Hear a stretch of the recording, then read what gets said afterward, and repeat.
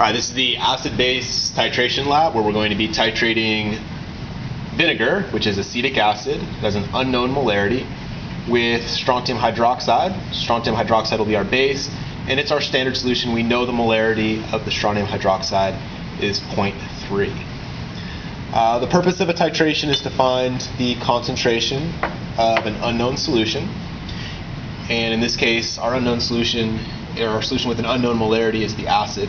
In an acid-base neutralization reaction, you're going to be making water. So the hydrogen from the acid, the hydroxide from the base will make water, and then you'll be making a salt solution. So the strontium and the acetate ions will make a salt solution.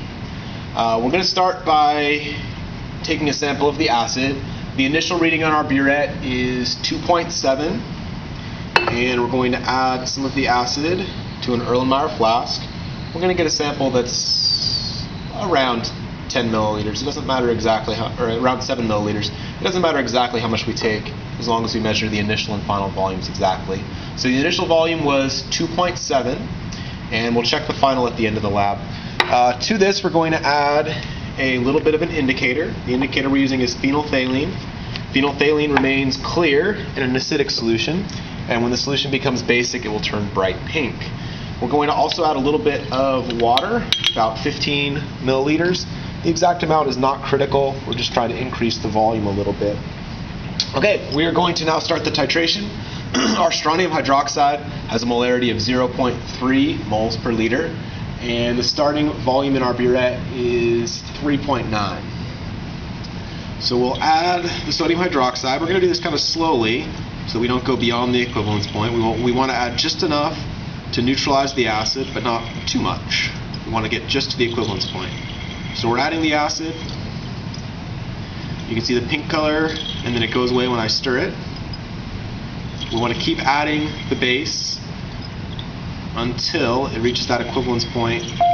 And Stephen Taylor to the activities office, please. Stephen Taylor, report to the activities office immediately. We're going to continue adding the base until the pink color remains, even after I stir it a little bit.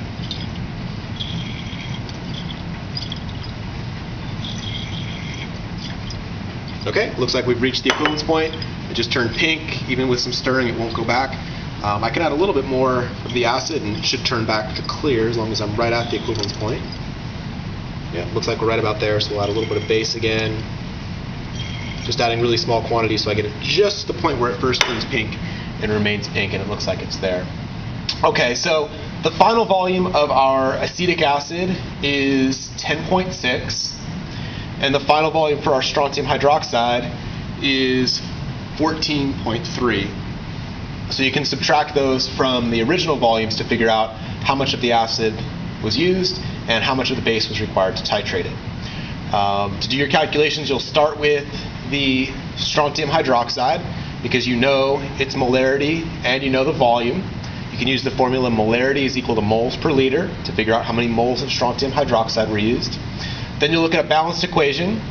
You'll realize that two hydroxides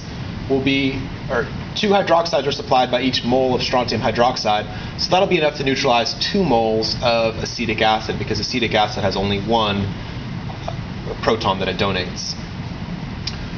So it's a 2-to-1 ratio between the acid and the base, and then you can find the molarity of the acetic acid by taking the number of moles of acetic acid and dividing by the volume of acetic acid that was used.